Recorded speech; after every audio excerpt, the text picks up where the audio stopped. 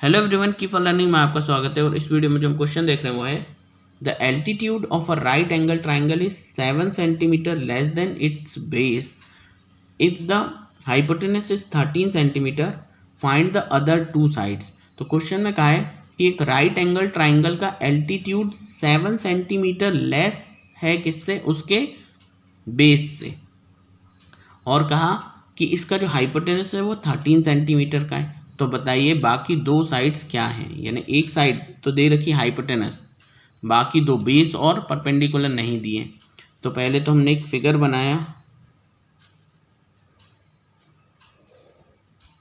चलिए ये हो गया हमारा एक राइट एंगल ट्राइंगल, नीचे इसका हो गया बेस, ठीक, ये हो गया इसका हाइपोटेनस, और ये हो गया इसके थर्ड साइड, यानी ये परपेंडिकुलर हो गया। परपेंडिकुलर जो है वो है, यही हमारा एल्टीट्यूड है, ठीक।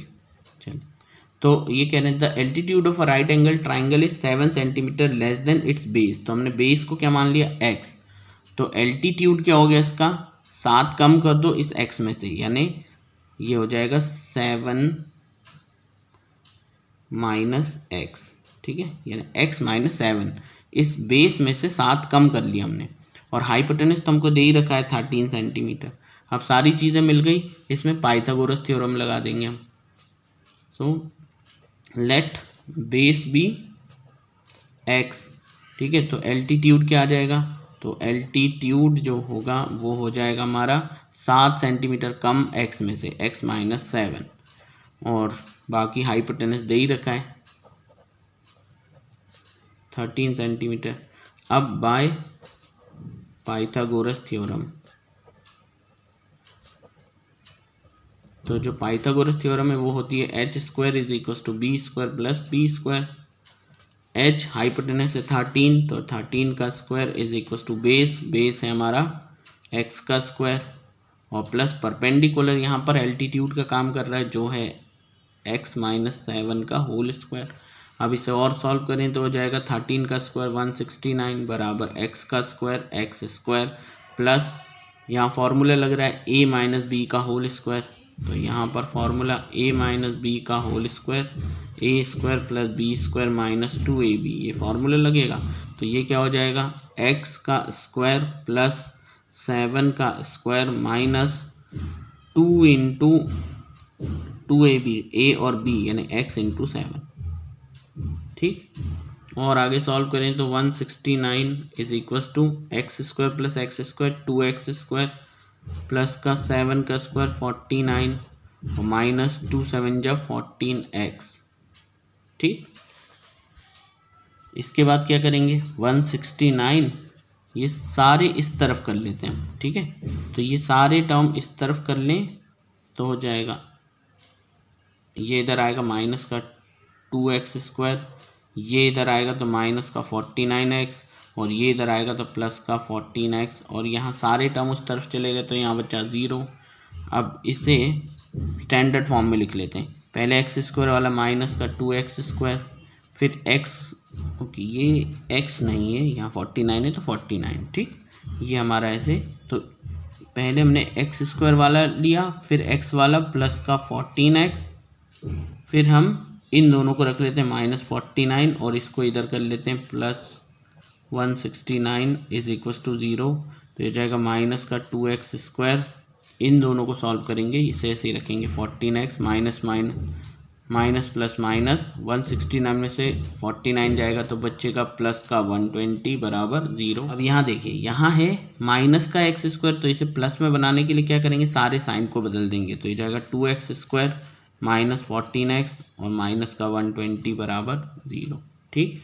अब यहाँ से आप चाहें तो और कम कर सकते हैं, जैसे यहाँ 2 कॉमन आ रहा है, तो अगर यहाँ से मैं 2 कॉमन कर लूँ तो यहाँ बचेगा एक्स स्क्वायर माइनस 2, यहाँ से कॉमन हुआ है तो 2 के टेबल में 14 7 टाइम्स, और 2 के टेबल में 120 60 बार बराबर 0। 2 को आप उधर ले जा करके 0 करवा दीजिए, तो ये हो जाएगा x square minus 7x minus 60, 2 उधर जाके नीचे आ जाएगा इसके, तो ये 0 ही हो जाता है, तो यहाँ हम डायरेक्ट 0 लिख दें, ठीक।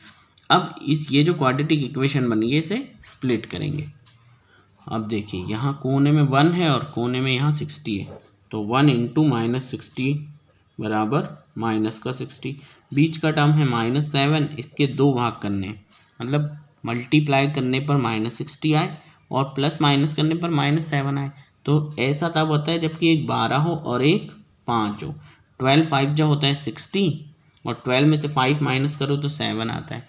अब बात ये कि यहाँ हमारा माइनस है तो आप ग्रेटर वाले को माइनस रखेंगे और स्मॉलर वाले को प्लस। माइनस प्लस माइनस, 12 में से 5 गया 7, वो भी माइनस का, ठीक। और इन दोनों को इंटू करने पर -60 आएगा। तो यहाँ इसको ब्रेक किया तो ये आ गया x² माइनस का 12x प्लस का 5x और माइनस का 60 बराबर 0। इन दोनों में से कॉमन, इन दोनों में से कॉमन, तो यहाँ से कॉमन आ रहा है x, दोनों में x है तो यहाँ से बचा एक x माइनस और यहाँ से बचा 12 प्लस, यहाँ से कॉमन आ रहा है, दोनों 5 के टेबल में आएंगे तो 5 कॉमन आएगा। तो यहाँ से क्या बचा, 5 चला गया तो x बचा माइनस 5 के टेबल में 60 आता है 12 बार, तो इज इक्वल टू 0। अब हमारे पास ये दोनों ब्रैकेट सेम हो गए तो इनको ही कॉमन ले लेंगे, तो ये बन जाएगा x माइनस 12 एज कॉमन, फिर बनेगा x प्लस 5 बराबर 0। तो अब आप यहाँ से देखो, ये ब्रैकेट और ये ब्रैकेट, ये दोनों हमारे आ गए फैक्टर्स।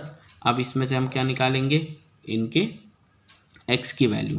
तो हम लिखेंगे व्हेन x माइनस 12, जब ये वाला ब्रैकेट इस 0 के बराबर होगा तो 12 उधर जाएगा, x बराबर क्या आ जाएगा, प्लस का 12।